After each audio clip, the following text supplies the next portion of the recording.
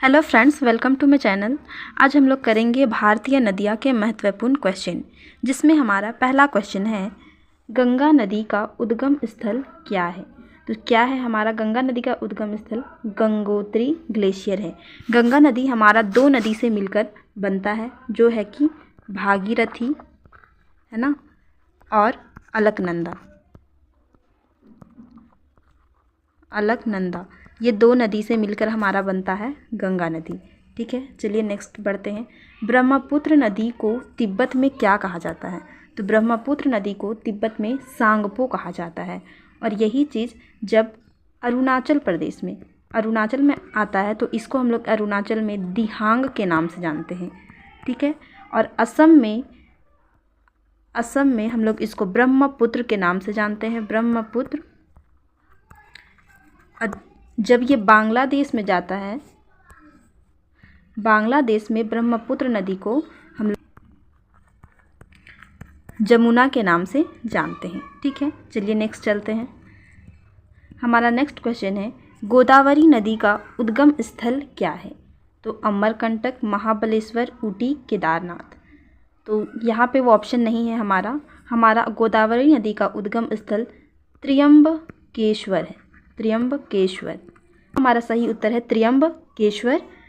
और ये कहाँ से निकलता है? नासिक।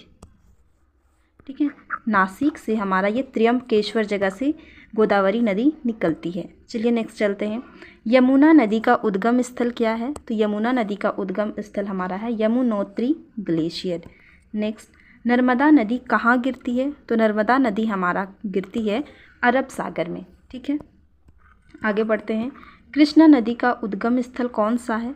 तो कृष्णा नदी का उद्गम स्थल यहाँ पे हमारा हो जाएगा महाबलेश्वर। ठीक है, और याद रखिएगा गोदावरी का क्या था? त्र्यंबकेश्वर, जो कि ऑप्शन में नहीं था। ठीक है, चलिए आगे बढ़ते हैं। महानदी का उद्गम स्थल कौन सा राज्य से है? तो महानदी का उद्गम स्थल हमारा होगा छत्तीसगढ़। छत्तीसगढ़ में कहाँ? रायपुर डिस्ट्रिक्ट है ना, सिहावा जगह से ये महानदी नदी का उद्गम स्थल है। चलिए ठीक है, नेक्स्ट आगे चलते हैं। गोमती नदी किस नदी की सहायक नदी है? तो ये गंगा की सहायक नदी है। ठीक है, आगे चलते हैं। कोसी नदी किस राज्य में प्रमुख रूप से बाढ़ लाती है? तो कोसी जो है ये बिहार राज्य में बाढ़ लेके आती है। और ये किसकी सहायक नदी है? तो ये गंगा नदी की सहायक नदी है। ठीक है, सरस्वती नदी की वर्तमान स्थिति क्या है? तो ये अभी विलुप्त मानी जाती है, अभी इसका कोई अस्तित्व नहीं माना जाता है। ठीक है, ब्रह्मपुत्र नदी भारत में किस राज्य में प्रवेश करती है?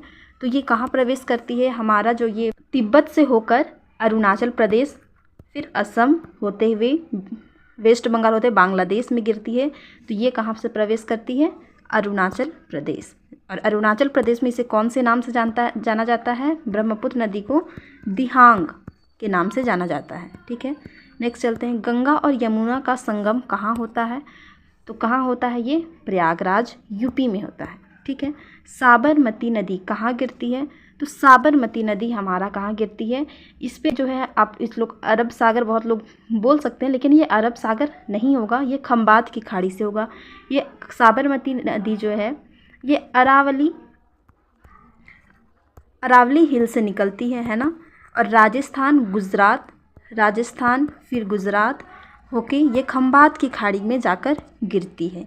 ठीक है, गोदावरी नदी की कुल लंबाई कितनी है? तो गोदावरी की नदी की कुल लंबाई 1465 किलोमीटर है। ठीक है, कावेरी नदी किन राज्यों से होकर बहती है? तो कावेरी नदी जो है ये हमारा कर्नाटक, तमिलनाडु राज्य से होकर बहती है। ठीक है, तो हमारा क्वेश्चन यहीं तक था। तो होप सो ये नदी का जो ये पार्ट है बहुत ही इंपॉर्टेंट फैक्ट है, जो कि हमें याद होनी ही चाहिए, है ना। और एग्जाम में बहुत बार ये रिपीटेड क्वेश्चंस होते हैं। वीडियो पसंद आई तो वीडियो को लाइक करें, चैनल को सब्सक्राइब करें, एंड थैंक यू।